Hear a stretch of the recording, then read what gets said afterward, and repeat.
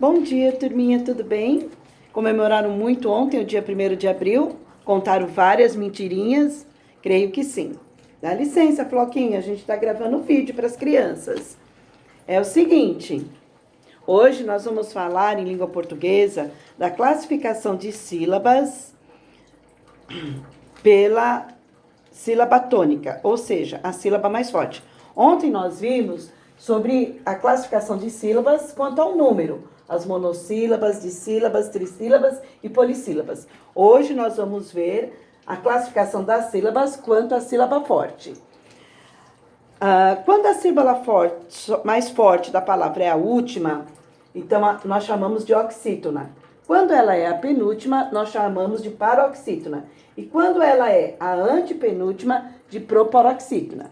O exercício do livro, ele traz sobre a hipopotaleia, que é uma mistura de hipopótamo com baleia. E está pedindo para vocês verem qual é a sílaba tônica dessas palavras. De hipopótamo tem um acento agudo, então fica mais fácil. Mas e baleia? Todas as vezes que eu vou ver uma sílaba tônica de uma palavra, quando ela não é acentuada, o que eu faço? Eu falo ela bem alto, quase gritando. Assim eu descubro qual é essa sílaba tônica. Ou também posso fazer batendo palma. Então, olha só, vamos falar baleia bem alto. Baleia. A gente já descobriu qual é a sílaba tônica. Ou batendo palma. Baleia. Então, a gente entende qual é a sílaba tônica. Aí, no exercício 1, tem para separar as sílabas das palavras e ler em voz alta para descobrir qual é a sílaba tônica. Pode ser falando ou batendo palma. Então, temos lá, morcego, morcego.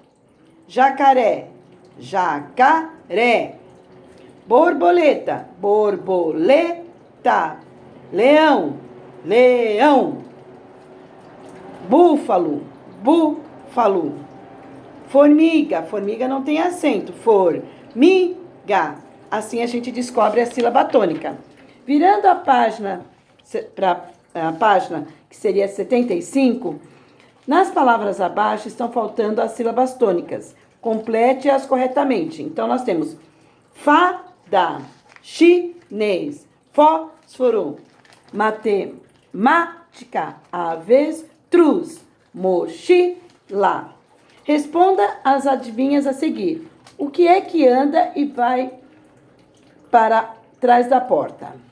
O que é que tem casa, mas mora em cima dela? O que é que se compra para comer, mas ninguém mastiga e come? Depois, encaixe as respostas adivinhadas no quadro abaixo. Atenção, as sílabas tônicas devem ocupar os quadrinhos coloridos. Então, vamos lá. As que têm 2 sílabas, 3 sílabas e depois 2 sílabas. Pinte a sílaba tônica das palavras abaixo. Em seguida, crie uma frase com elas. Bebê. E depois tem bebê. Depois, então, cria uma frase com ela. Tá bem? Além disso, vocês têm para copiar no caderno essa definição da classificação das palavras. Em matemática, nós temos os passos da subtração no caderno. Vocês também sabem fazer todos esses passos. Em arte, está pedindo para vocês fazerem um desenho com cores quentes e um desenho com cores frias. O que são cores quentes? As cores, elas possuem uma luminosidade diferente. Algumas são mais alegres, mais vivas. Essas mais alegres e mais vivas, derivadas da cor vermelha, nós chamamos de cores quentes. As cores que são mais escuras, que lembram um lado mais frio, a sombra ou a calma, elas são derivadas da cor azul e são chamadas de cores frias. Existe uma cor que ela é chamada de cor equilibrada, que ela serve tanto para o vermelho quanto para o azul, para nós montarmos as nossas cores, que é o amarelo. E o roxo, ele pode ser considerado tanto frio como quente, porque ele está presente tanto no vermelho como no azul. Então, vamos lá. Para a história, vocês têm um videozinho que vocês vão assistir sobre as melhores cidades, sobre imagens dessas cidades que apresenta no texto de vocês.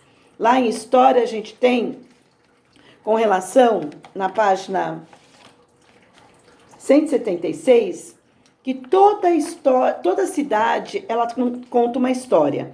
E a gente vai sempre encontrar essas histórias no centro histórico de cada uma dessas cidades.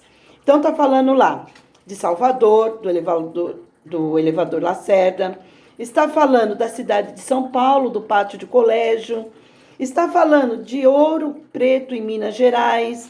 Então, ela vem falando de algumas cidades, falando da capital do Brasil, que é Brasília, e curiosidades sobre algumas cidades portuárias ou turísticas.